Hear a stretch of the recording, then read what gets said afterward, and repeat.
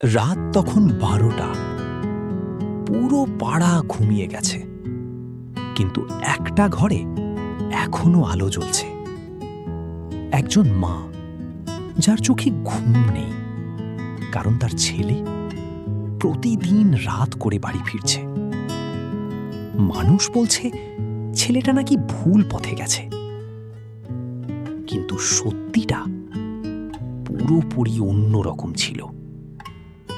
মা ভেবেছিল ছেলে নষ্ট হয়ে গেছে, কিন্তু সত্যিটা ছিল অন্যরকম। দর্শক, তাহলে পুরো বিষয়টি পরিষ্কার করার সময় এখন এসে গেছে।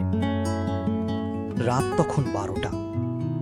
পাড়ার সব ঘরে আলো নিভে গেছে, শুধু এক বাড়ির জানালায় এখনো আলো জ্বলছে।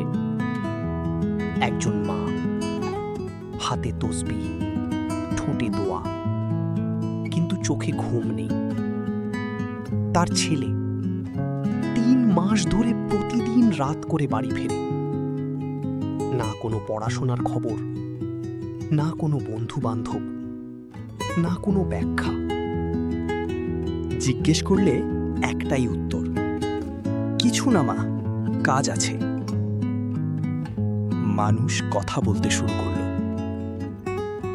আপনার ছেলেকে তো রাত ১টায় বাইরে দেখলাম, ভালো না এসব? একটা মায়ের জন্য এই কথাগুলো ছুরির মতো লাগে। মা ভেবেছিলেন তার ছেলে হয়তো ভুল পথে চলে গেছে, কিন্তু তিনি জানতেন না তার ছেলে একদিন পড়েছিল এপিজে আব্দুল কালামের একটা কথা, স্বপ্ন দেখতে থাকো, স্বপ্ন পূরণ না হওয়া পর্যন্ত কষ্ট করতে থাকো। আর সেই কথাটাই সে নিজের জীবনে সত্যি করছিল।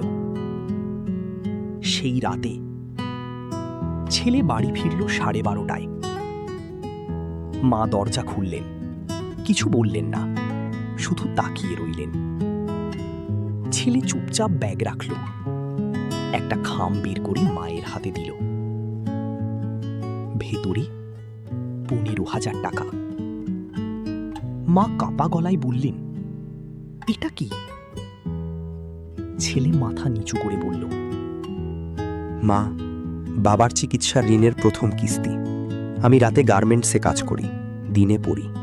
তোমাকে বলিনি, লজ্জা লাগত। মায়ের চোখে পানি এসে গেল।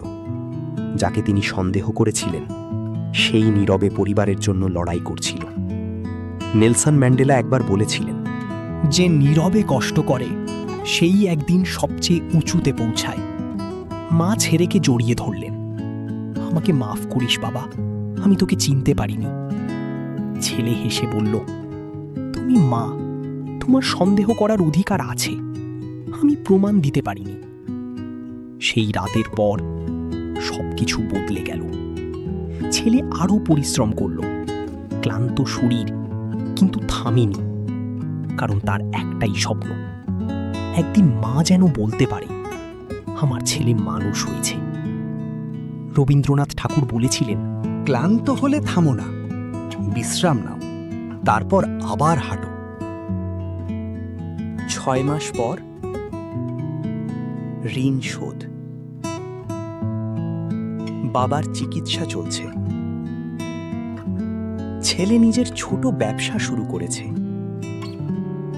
আর মা, তিনি আর জানালার পাশে কাঁদেন না।